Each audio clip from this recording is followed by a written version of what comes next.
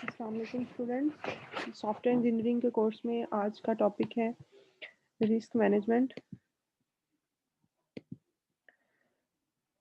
कोई भी काम आप शुरू करें, चाहे वो सॉफ्टवेयर इंजीनियरिंग से रिलेटेड हो, यानी कोई सॉफ्टवेयर नया बनाना हो, या कोई भी नई चीज़, नया प्रोडक्ट आप बनाने बनाने जाते हैं, जैसे कोई बिल्डिंग भी बना रहे हैं या कोई भी हो, कोई फैक्ट्री स्टार्ट कर रहे हैं, तो प्रोडक्ट्स को बनाने के लिए रिस्क्स आर ऑलवेज देयर। तो जो सॉफ्टवेयर इंजीनियरिंग के लिए है कि एक चैरेट्स एक सॉफ्टवेयर इंजीनियर है, और उसका कहना ये है कि 3 चीज़ें जो हैं वो आपको मद्देनज़र रखनी चाहिए। पहला ये है कि फ्यूचर इज़ योर कंसर्न, कि सॉफ्टवेयर प्रोजेक्ट किन-किन वजूहात की बिना पे आपका ख़त्म हो सकता है, या क्या-क्या वो रिस्क्स इन्वॉल्व हो सकते हैं, जो कि आपके प्रोजेक्ट के ख़त्म होने की वजह बनते हैं। Change is your concern. ये तो बहुत ही कॉमन चीज़ है कि जब भी आप कोई सॉफ्टवेयर प्रोजेक्ट बनाते हैं, तो उसमें चेंजेस जो हैं, वो हमेशा आती हैं, और चेंज को कंट्रोल करना बहुत ज़रूरी हो जाता है। तो चेंजेस जब आती हैं, तो वो रिस्क्स होते हैं हमारे सॉफ्टवेयर प्रोडक्ट के लिए, कि क्या वो इनकॉर्पोरेट होने के काबिल हैं चेंजेस, या फिर नहीं हैं। एंड लास्ट चीज़ जो उसने बताई है, वो ये है कि ग्रैपल विद चॉइसेस। आपके पास एक काम को करने के लिए बहुत सारी चॉइसेस होती हैं, और आपको उसमें से एक चीज़ को सिलेक्ट करना पड़ता है, एक चॉइस को अडॉप्ट करना पड़ता है किसी भी काम को करने के लिए। तो हम सॉफ्टवेयर प्रोडक्ट जब बना रहे हैं, तो हमें कुछ रिस्क्स जो हैं, उनको आइडेंटिफ़ाई करना पड़ता है, और उनको लेना भी पड़ता है, यानी उनके लिए एक प्रॉपर मैनेजमेंट करनी पड़ती है राइट रिस्क्स के लिए। अब रिस्क्स बहुत तरह के होते हैं, उनमें से हम हर रिस्क को टैकल करने लगेंगे तो सॉफ्टवेयर की डेवलपमेंट का टाइम जो है, वो बहुत ज़्यादा बढ़ जाएगा। तो हम उसमें से राइट रिस्क्स जो हैं, उनको पिक कर लेते हैं। तो उनको बहुत सारे रिस्क्स की लिस्ट में से राइट रिस्क करना, पिक करना भी एक टास्क है, जो कि प्रैक्टिशनर्स और मैनेजर्स जो हैं, वो ये टास्क परफॉर्म करते हैं। तो सबसे पहला काम जो है हमारा, वो है रिस्क आइडेंटिफिकेशन का। आप कोई काम करना शुरू कर रहे हैं, कोई प्रोजेक्ट बनाना शुरू कर रहे हैं, तो आप प्रॉपरली उसमें से ये देख लें कि इस काम को करने के लिए कौन से रिस्क आ सकते हैं। ये एक सिस्टमैटिक अटेम्प्ट है, जो कि क्या करते हैं हम, essential estimates, schedule, resource loading वगैरह के सिलसिले में जितने भी रिस्क आपके प्रोजेक्ट में आ सकते हैं, उनको आइडेंटिफाई कर लेते हैं। तो हम इन रिस्क को आइडेंटिफाई करने के बाद, जो प्रोजेक्ट मैनेजर है, वो इनको अवॉइड करने की और कंट्रोल करने की कोशिश करता है। ज़ाहिर-सी बात है, जब तक आपको पता नहीं होगा कि कौन-सी चीज़ जो है हिंड्रेंस है आपके सॉफ्टवेयर प्रोजेक्ट की डेवलपमेंट में, जब तक आप उसको आइडेंटिफ़ाई नहीं कर सकते, तो आप उसके लिए उसको अवॉइड करने के लिए कोई प्लान भी नहीं बना सकते। दैट्स व्हाई फर्स्ट स्टेप जो है, वो रिस्क आइडेंटिफिकेशन का स्टेप है।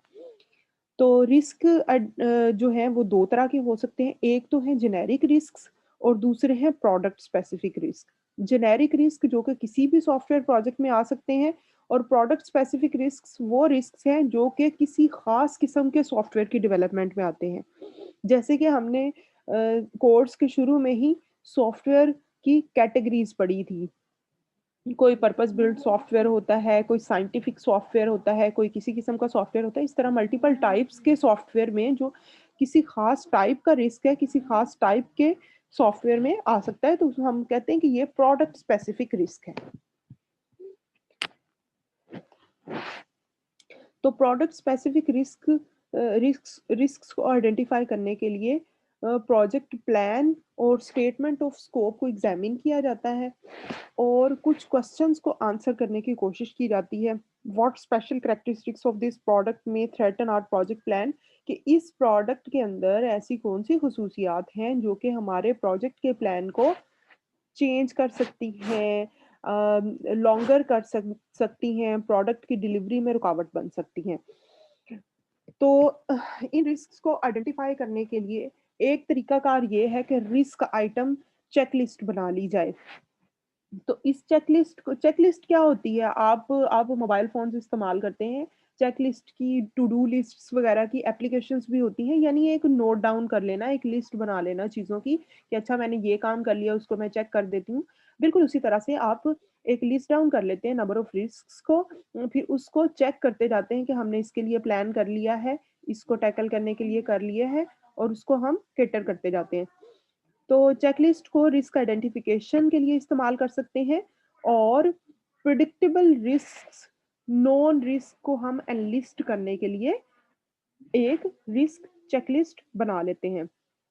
तो रिस्क चेकलिस्ट के अंदर कुछ सब कैटेगरीज़ में डिवाइड कर देते हैं हम रिस्क्स को, वो कौन-कौन सी हो सकती हैं? प्रोडक्ट के साइज़ से रिलेटेड रिस्क, बिज़नेस इम्पैक्ट से related risk, stake holder characteristics के मुतालिक रिस्क्स, यानी ये जितने भी आप लिस्ट करेंगे उसकी कुछ कैटेगरीज में डिवाइड कर सकते हैं आप उन रिस्क को। Process definition risk, development environment, technology to be built और स्टाफ साइज एंड एक्सपीरियंस, यानी जो भी रिस्क आप एनलिस्ट कर रहे हैं अपनी चेकलिस्ट में वो इनमें से किस कैटेगरी से रिलेटेड है, ये भी आप उसी टेबल के अंदर लिख देते हैं। तो हर ये जो टॉपिक है इससे रिलेटेड जो क्वेश्चंस होंगे इनको आंसर कर दिया जाएगा हर सॉफ्टवेयर प्रोजेक्ट के लिए। तो इन questions, the answer to these questions allow you to estimate the impact of the risk. हम जब इन इन जो इन कैटेगरीज से रिलेटेड क्वेश्चंस लिखेंगे, क्वेश्चंस को आंसर करने की कोशिश करेंगे। क्या फॉर एग्जांपल जो 7 कैटेगरी है उससे रिलेटेड एक क्वेश्चन ये हो सकता है कि जो प्रोडक्ट हम बनाने जा रहे हैं उसके लिए जिस टेक्नोलॉजी की ज़रूरत है, जिस एक्सपीरियंस की ज़रूरत है, क्या हमारे पास वो टीम मौजूद है? If yes then we there is no risk, if no तो रिस्क है कि प्रोजेक्ट हम बना पाएँगे कि नहीं, हमारे पास एग्ज़ैक्ट सही टीम नहीं मौजूद इस प्रोजेक्ट को करने के लिए, क्या हम ये कर पाएँगे? तो इसके मुतालिक जो आंसर्स होते हैं, उनकी इंटेंसिटी को देखते हुए हम रिस्क इम्पैक्ट को मेज़र करते हैं। तो उसके बाद हम एक set of risk components and drivers derive करते हैं। अ, तो इनको हम इस्तेमाल करते हैं इसकी प्रोबेबिलिटी को निकालने के लिए कि ये रिस्क कितने चांसेस हैं इस रिस्क के आने के प्रोडक्ट में। तो रिस्क आइडेंटिफिकेशन में हम सबसे पहले क्या काम करते हैं? असेसिंग ओवरऑल प्रोजेक्ट रिस्क कि प्रोजेक्ट में रिस्क कौन-कौन से आ सकते हैं। तो यहाँ पे कुछ क्वेश्चंस जैसे कि पिछली स्लाइड में आपको बताया गया, कुछ क्वेश्चंस होते हैं जिनको आंसर किया जाता है। तो दुनिया भर में जितने सॉफ्टवेयर प्रोजेक्ट्स बने हैं, उनको एनालाइज़ करने के बाद, कुछ डेटा को एनालाइज़ करने के बाद, सर्वेज़ के बाद कुछ क्वेश्चंस अडॉप्ट किए गए हैं, जो कि यहाँ पे मैंने लिस्ट किए हैं कि किसी भी प्रोजेक्ट की सक्सेस के लिए कौन से रिस्क से रिलेटेड क्वेश्चंस हैं जिनको आंसर किया जाना चाहिए। Have top software and customer managers formally committed to support the project? क्या सॉफ्टवेयर टीम और कस्टमर और मैनेजर्स ने फाइनली कमिट किया है कि हम इस सॉफ्टवेयर प्रोजेक्ट को सपोर्ट करेंगे? Are the users enthusiastically committed to the project and the system product to be built? क्या सब लोग बाय हार्ट काम कर रहे हैं? Are requirements fully understood by the software engineering team and its customers? Requirement सबसे important चीज़ ये है कि रिक्वायरमेंट्स फुली अंडरस्टैंड होनी चाहिए। सब लोग एक पेज पे होने चाहिए, कस्टमर भी, डेवलपर्स भी, मैनेजर्स भी। Have customers been involved fully in the definition of requirements? क्या कस्टमर्स को भी रिक्वायरमेंट डेफिनेशन के अंदर इन्वॉल्व किया गया है? Do the end users have realistic expectations? Is the project scope stable? Scope का स्टेबल होना भी बहुत ज़रूरी है। ये नहीं होना चाहिए कि एक दफ़ा कह दिया जाए कि अच्छा ये चीज़ डेवलप करनी है, ये काम करना है, दूसरी दफ़ा कह दिया जाए कि अच्छा ये नहीं ये करना है। तो ये चेंज जो है स्कोप में, ये नहीं होनी चाहिए। Does the software engineering team have the right mix of skills? तो सॉफ्टवेयर इंजीनियरिंग टीम के अंदर प्रैक्टिशनर्स जो हैं उनके अंदर उनका स्किल सेट जो है वो मैच्योर होना चाहिए। Are project requirement stable? Does the project team have experience with the technology to be implemented? Is the number of people on the project team adequate to do the job? तो project team के अंदर team का number enough है? Do all customer user constituencies agree on the importance of the product and the requirements for the system product to be built? सारे customer सारे customer जो हैं वो अग्री हैं प्रोजेक्ट की इम्पोर्टेंस पर। तो इन सब क्वेश्चंस में से अगर किसी एक क्वेश्चन का आंसर भी नेगेटिवली दिया जाए या नहीं के तौर पे दिया जाए, तो हम कुछ स्टेप्स अडॉप्ट करते हैं जिनको हम कहते हैं रिस्क मिटिगेशन मॉनिटरिंग। अगर इनमें से किसी एक क्वेश्चन का आंसर भी नेगेटिवली दिया जाएगा, तो कुछ एक प्लान होता है मिटिगेशन मॉनिटरिंग एंड मैनेजमेंट का रिस्क के हवाले से, जो कि हम अगले लेक्चर्स में देखेंगे। वो इनिशिएट हो जाता है और उसके नतीजे में उस रिस्क को मैनेज करने का एक प्लान बनाया जाता है कि अगर ऐसा हो जाएगा तो फिर क्या करना है। तो the degree to which the project is at risk is directly proportional to the number of negative responses to the question। कि हमारा प्रोजेक्ट कितना रिस्क में है, इसका आंसर हम इससे ले सकते हैं कि कितना